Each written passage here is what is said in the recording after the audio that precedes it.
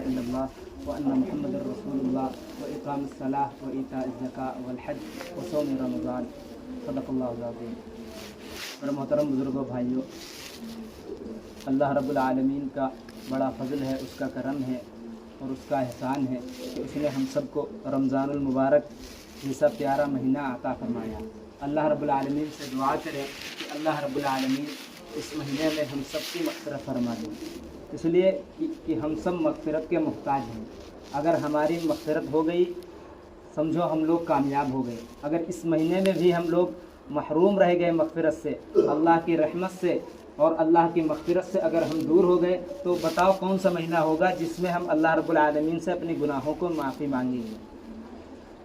حضرت جبریل علیہ السلام نے دعا فرمائی تھی کہ وہ شخص ہلاک ہو جائے جو رمضان المبارک کا پیارا مہینہ پائے اور اپنی مغفرت نہ کرا سکے۔ رسول اکرم صلی اللہ علیہ وسلم نے آمین فرمائی۔ آج ہماری زندگیوں کے اندر رمضان المبارک کا مہینہ چل رہا ہے اور اس کا آخری عشرہ ہے۔ اس عشرے میں اللہ رب العالمین بہت سے لوگوں کو معاف فرماتے ہیں، بہت سے لوگوں کو معاف فرماتے ہیں اور ہمیشہ کے لیے کامیابی کا اور کامرانی کا اس کے ہاتھ میں ٹکٹ فرما دیتے ہیں۔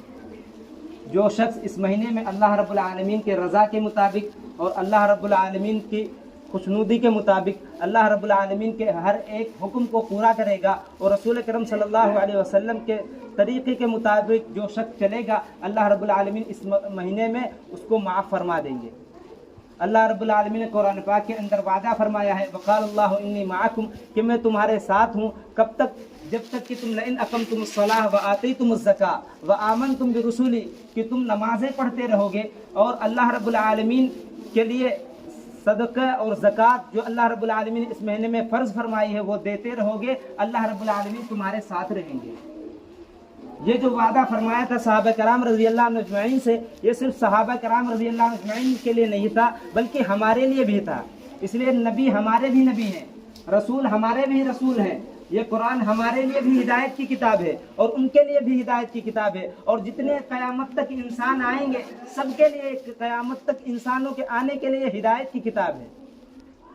ابھی جو میں نے حدیث پڑھی اس میں اللہ کے رسول صلی اللہ علیہ وسلم نے فرمایا کہ کلمہ پڑھنے کے بعد جو سب سے پہلے چیز آدمی پر فرض ہوتی ہے وہ نماز ہے، وہ کسی حال میں بھی معاف نہیں ہے۔ تم دیکھو رسول اکرم صلی اللہ علیہ وسلم کا آخری حال، آخری وقت ہے، آپ دنیا سے جا رہے ہیں، دو صحابی کے کندھوں پر ہاتھ رکھ کر مسجد کے اندر تشریف لے جا رہے ہیں، آپ کے پاؤں مبارک زمین پر پوری طرح نعمتان مغبون فیہما کثیر من الناس الصحة والفراغ، مسجد کے اندر جا رہے ہیں نماز پوری کرنے کے لیے، نماز ادا کرنے کے لیے۔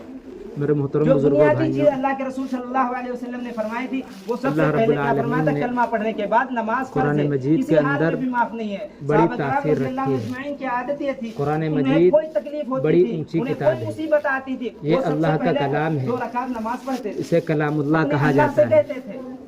ہم نے کتابوں کے مکہ اندر کے پڑھا ہے، مشرکین علماء سے سنا ہے، ہم سب جانتے ہیں، لیکن آج ہمارا طریقہ کیا ہے؟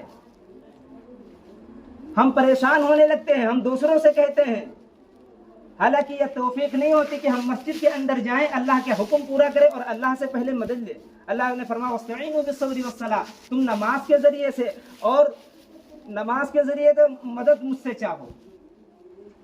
وَاسْتَعِينُوا بِالصَّبْرِ وَالصَّلَاةِ، پھر صبر کرو۔ جو سب سے پہلے بنیادی چیز رسول اکرم صلی اللہ علیہ وسلم نے فرمایا نماز، پھر اس کے بعد فرمایا روزہ ہے۔ رمضان المبارک کا پیارا مہینہ چل رہا ہے ہماری زندگیوں کے اندر، لیکن ہمارے اندر کتنے نوجوان موجود ہیں جو روزہ نہیں رکھتے، معمولی بہانے سے چھوڑ دیتے ہیں،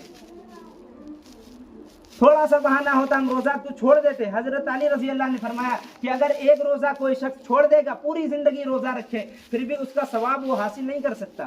یہ اتنا بڑا مہینہ ہے، لیکن آج ہم جانتے ہیں اس کا ثواب اتنا ہے، اس کا گناہ اتنا، پھر بھی ہمارے اندر شوق پیدا نہیں ہوتا کہ ہم اللہ کے رسول صلی اللہ علیہ وسلم کی اس ادا کو ہم اپنے اندر لائیں۔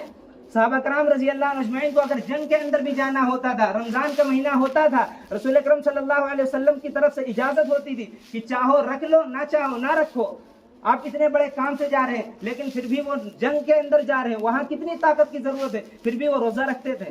ہم معمولی بہانے سے چھوڑ دیتے ہیں، حالانکہ اسلام کی بنیادوں میں سے ایک بنیاد یہ ہے، اسلام کی بنیادوں میں سے سب سے دوسرے نمبر پر جو یہ آتی ہے بنیاد ہے، اگر بنیاد ہی ہماری کمزور رہ گئی، اگر ہمارے اندر بنیاد ہی کمزوری پائی گئی اس کے اندر، تو بتاؤ ہمارے اندر پھر نفل اور واجبات مستحبات کا کون پوچھے؟ یہ جو فرض ہے یہ تو ادا کرنا ہی ضروری ہے، جو اللہ نے احکام فرض کیے ہیں وہ فرض ہے،